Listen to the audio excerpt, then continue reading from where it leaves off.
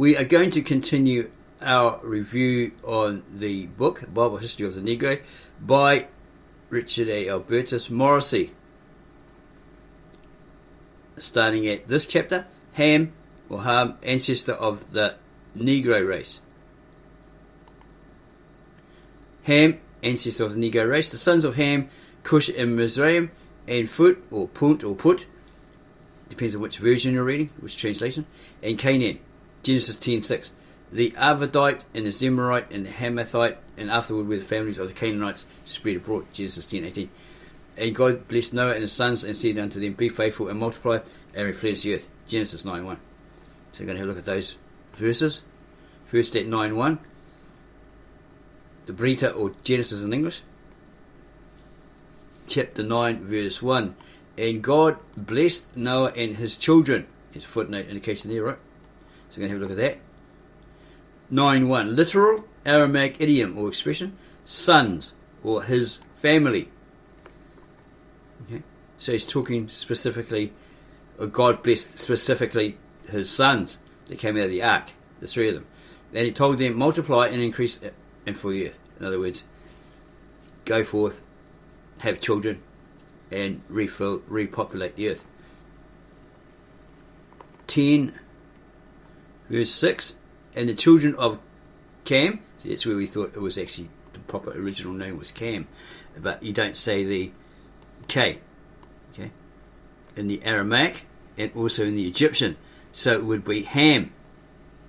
So the person that said to us, oh, his name's actually Ham, well, you're right, because we just verified that in both the original and your modern Americanized English versions, that it's Ham. Pronounced as that in the Aramaic and the Egyptian. We're Cush. And don't forget, these people are in, let's say for argument's sake, Armenia, that geographical location, the Near East. They're not in Africa, even though supposedly Africa was one giant, part of one giant landmass until the tectonic plates shifted, caused cracks, earthquakes, molten lava to flow and form, and all that sort of stuff, and created divides, like rivers, lakes, and seas. In this case, they're in the Near East. So they are the ones from the Near East, and that's where it starts with a C. The other ones that, when descendants probably of Abraham or even these three sons ventured into Canaan, that geographical location, they might have met some other people there, or, well, okay, if they're the only three people out of 5. Okay, there's 5 others, so they're 8 altogether, that were on the earth because of that flood in that geographical location. Then there would be nobody else, so they would have gone there. Their descendants would have gone there. Their children's children would have gone there.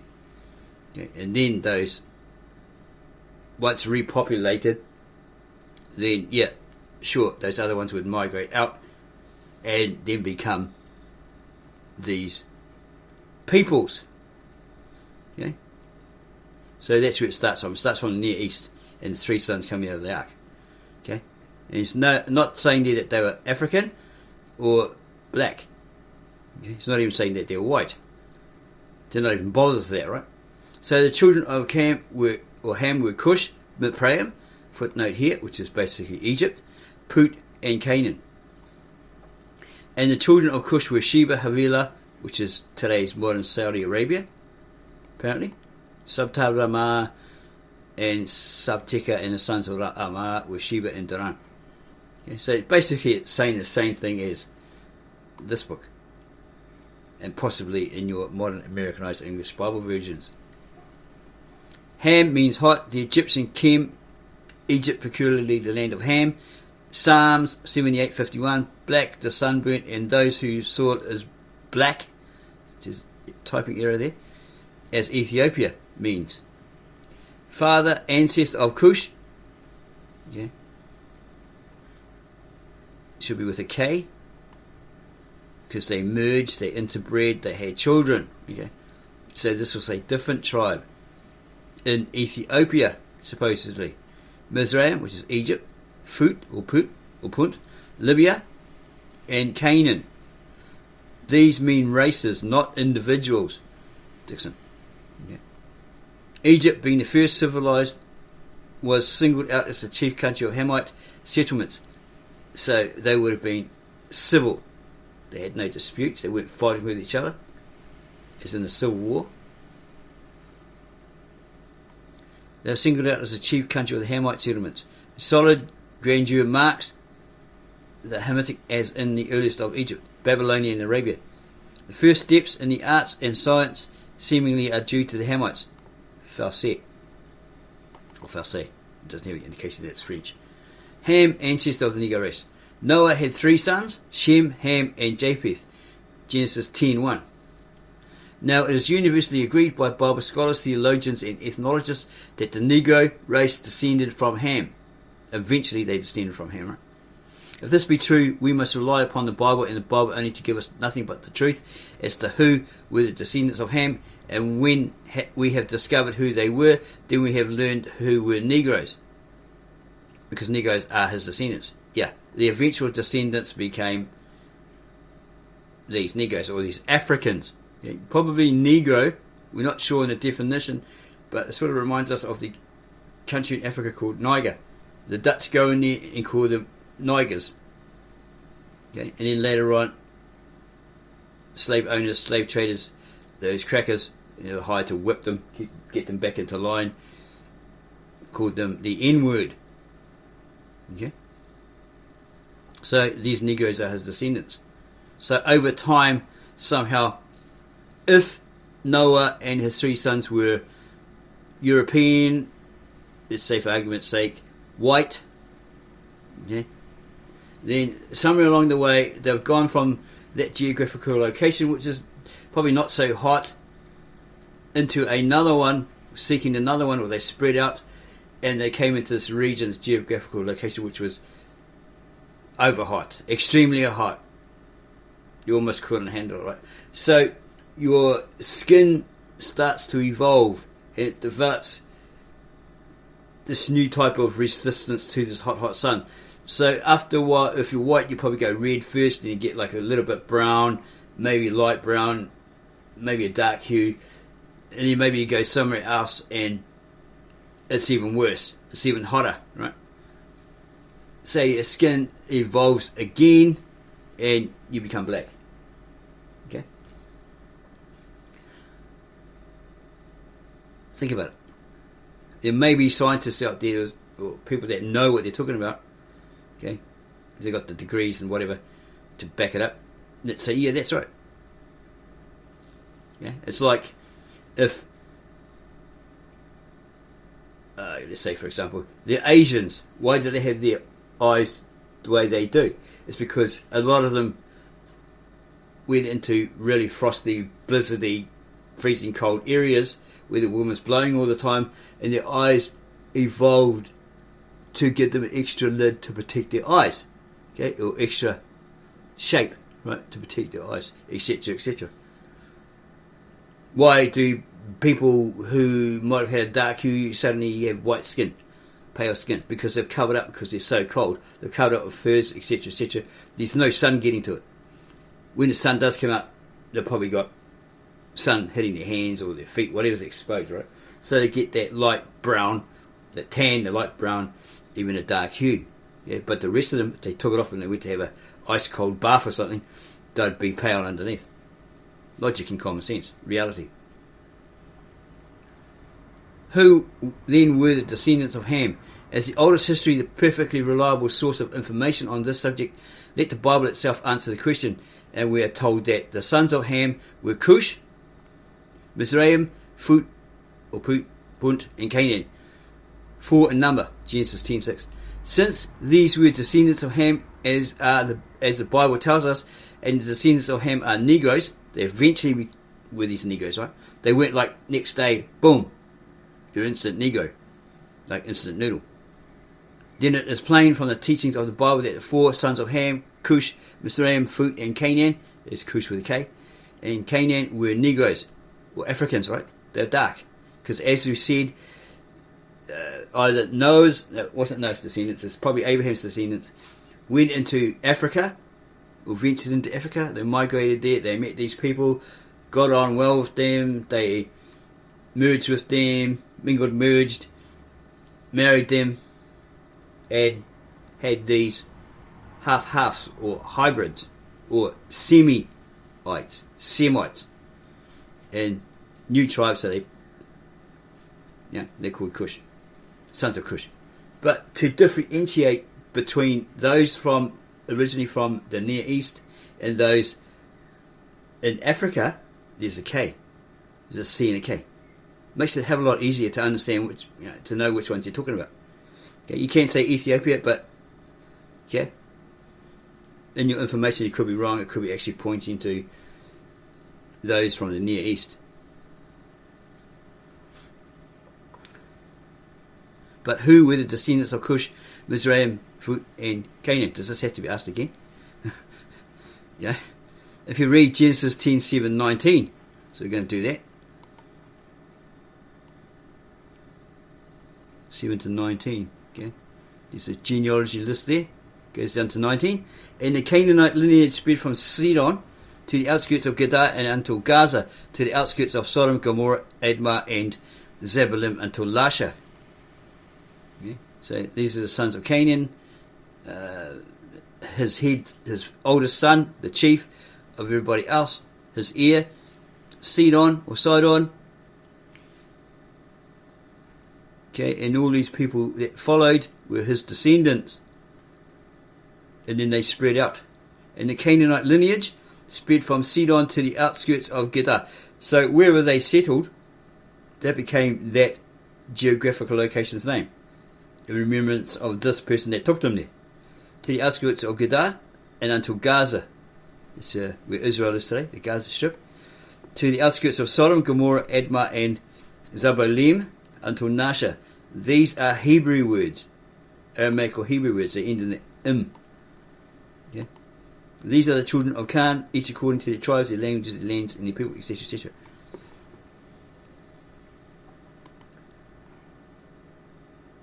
What do we find? We find that names of not only prominent individual Hamites or Negroes given, but also the names of nations who played an important part in the formation of Bible history. So to go back there, what it's saying here is these people came from that lineage, and they became these people in Canaan, right?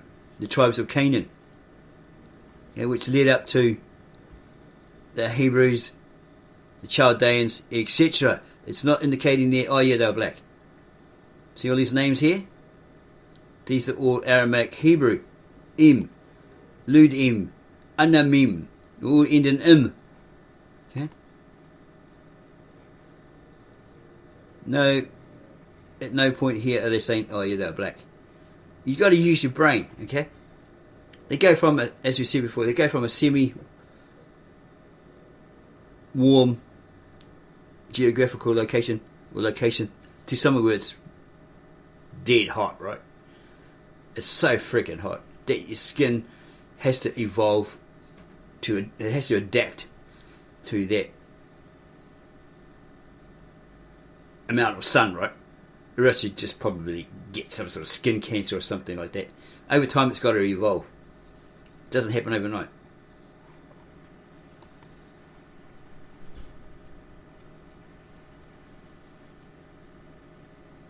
So he's probably right that at some point, probably centuries upon centuries later, these Egyptians were some African tribe that ventured along the Nile.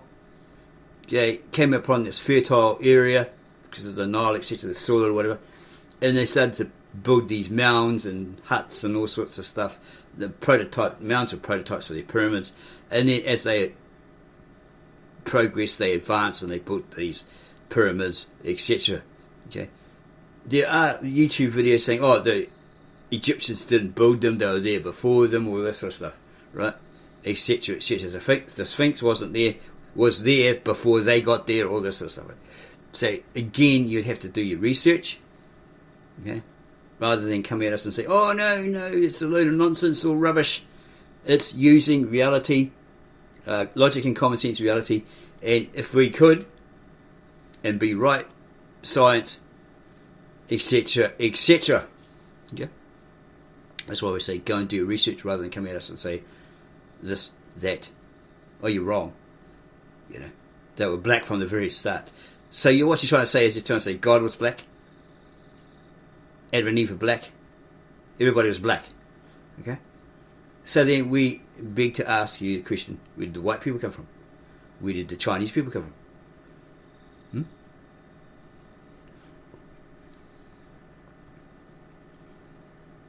It is this rule we have adopted, they said have adopted this rule, and will follow in pointing out various Negro characters of the Bible. And despite the opinions of others to the contrary, because he's probably got some sort of motive or some agenda, okay? We're not being facetious or racist or biased or anything like that, okay? When people say this kind of thing, it's because there may be Pan-African influence or Kemet influence or whatever, and they're trying to promote their belief system, if they have this belief system, what they believe in, right? What they think, okay? What they've come to understand. Because you got to understand that these people, in time, over time, many millennia later, lost their African identity. Okay? So they're searching for their identity, their roots. So they say, oh, okay, look at this 12 tribes of Israel chart. Oh, we are this, we are that. Oh, actually, we're Hebrews, Israelites. No, actually, we're Hebrew Israelites, Jews. No, actually, Hebrew Israelite, ancient Egyptians. They keep changing it all the time because they're not sure. Okay? A lot of them are not sure. Then they say, oh, we're Sakari, we're this, we're that. It's like, how can you be all of that? Okay? Are you also Samoan Fijian?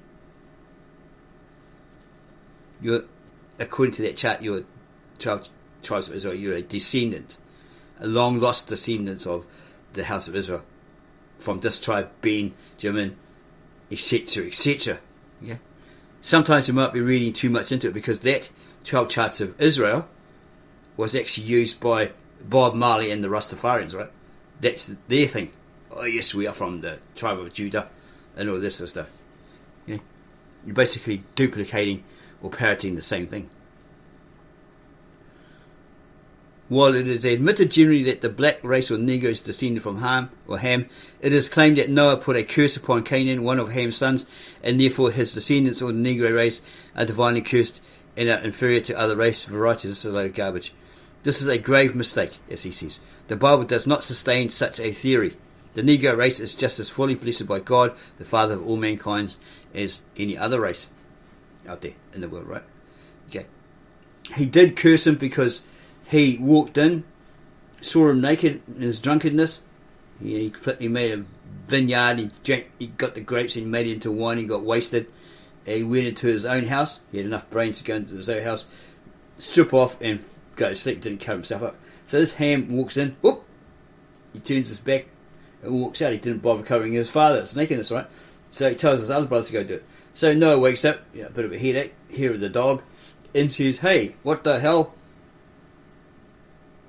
What happened? And he says, oh, well, we walked in, Father, and you were naked, and we put a coat on and walked backwards, and we put the over you, right? Whereas the other brother, he just walked in, turned his back and walked out again, right? So he says, curses to them, because he saw my nakedness and he didn't cover me, right? So he declares, it's not necessarily like a curse, a hex, okay, and he suddenly turns black, right? Because of it, it's like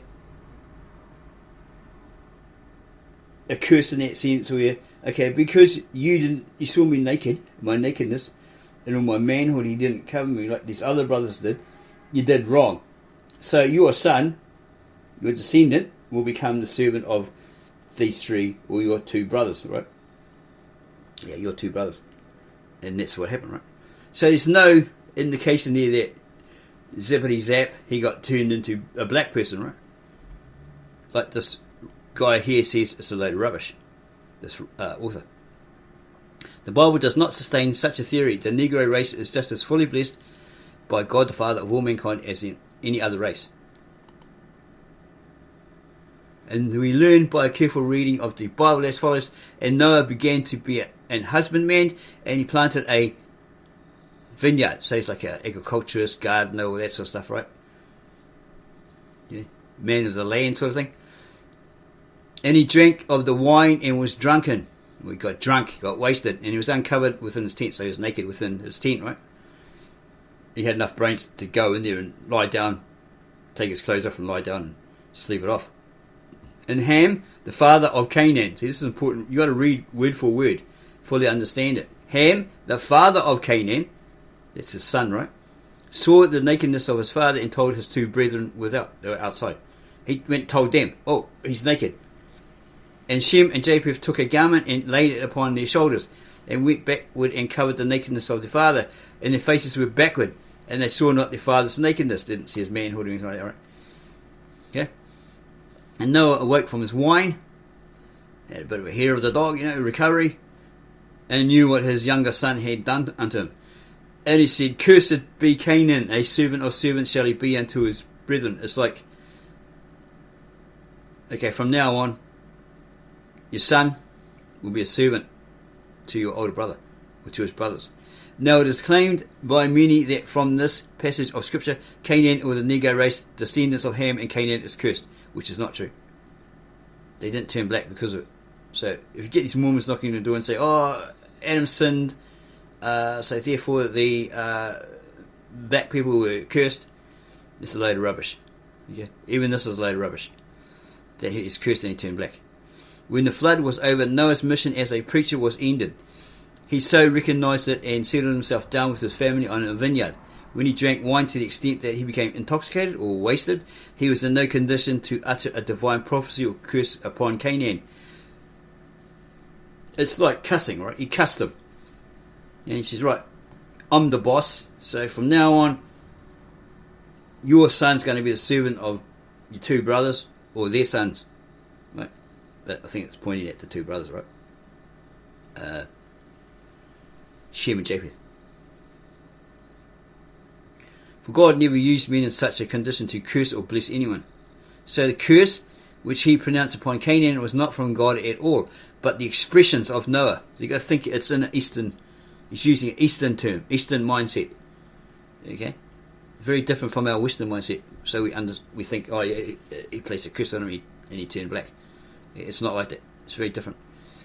Okay, but the expressions of Noah himself and his own human weakness indicating his displeasure at the conduct of Canaan.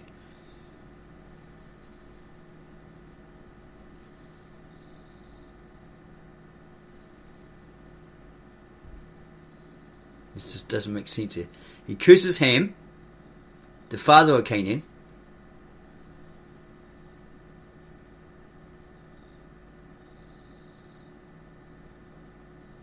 Oh, okay, he's putting a curse on his son. He's not actually putting it on Ham. Okay? The heir, right? His oldest son. Canaan was not from pronounced. Okay, the curse which he pronounced upon Canaan was not from God at all, but the expressions of Noah himself and his own human weakness indicating his displeasure at the conduct of Canaan. It doesn't make sense. He should be picking on Ham. Ham's the one that walked in and didn't cover him.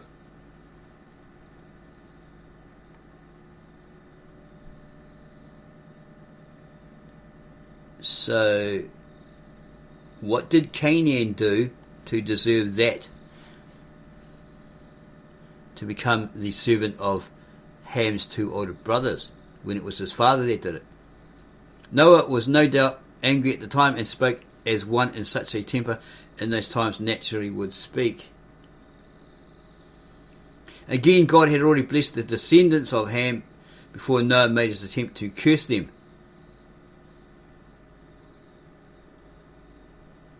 Yeah, we don't get why he put this curse on his son if he didn't do anything wrong. Maybe because of Ham, that was what was to be. So it's not necessarily on that son, right? But from there on, not being his fault, he and his would become the servants of Shem and Japheth and their descendants. Again, God had already blessed the descendants of Ham before Noah made his attempt to curse them, and God had placed his blessings upon them and had not withdrawn it. Noah had no power to revoke whatever God had done, however great his desire to pronounce a curse. In his covenant with Noah, God pronounced a blessing on all the sons of Noah and their descendants, which included Canaan. The descendants of Ham, which is plainly proven by Genesis 9:1 and Genesis 9:8-9. It was just a new rule, basically, that Ham's son Canaan and his descendants would be the servants of Shem and Japheth and their descendants, their sons, their descendants. Okay. The descendants of Ham, which is plainly proven by Genesis 9:1 and Genesis 9:8-9. And God blessed Noah and his sons and said unto them, Be faithful and multiply and replenish the earth. And he spake unto Noah and to his sons with him. He spoke with them, saying, And I, God, establish my covenant or my promise or my agreement with you and your seed or descendants. In the Aramaic it means grains. Okay, so it's basically talking about your descendants after you. We need no further proof than this to show from the Bible the stuff that is untrue to say that the descendants of Ham or the Negro race is a divinely cursed race and therefore doomed to be an inferior race. For God placed a blessing upon Ham's descendants, and the same is upon the descendants of Shem and Japheth. And it's different from a generational curse. Yeah, like you might have in your DNA, your genetics, etc., to be an exploiter, a murderer, a thief, a tyrant, etc., etc. Hopefully this video awakens you to the realization that Noah and his three sons in the Bible, it doesn't say they were white, and it doesn't say that they were African black. Okay? And it doesn't say that Ham was black, okay, or Canaan was black, but the descendants that came after Missionary, Put, and Canaan, those who dwelt there, would be the Egyptians, who probably were a tribe that, if you look at the Genesis lineage, the genealogy list, they probably, like the others, the Asherite, Arameans, etc., followed this Euphrates, the Tigris, and they come from the Garden of Eden. They followed those four rivers. Right. Eventually, after the flood, etc., and they went to these different places and they settled there, and then they were named after those forefathers, i.e. Canaan, Put, the descendants, right? And they become these people. Centuries to come, they became these people. The Mithraim, they became the Egyptians, etc., etc. Okay, so we hope that this video opened your eyes to that. Hope you fully understood it. Didn't confuse anybody. If you do still feel confused, you have some questions or whatever, don't let it stop you from asking us in the comments. Okay, so give us a like for this video, subscribe to us, add your comments, and we'll get back to you on those as soon as we can.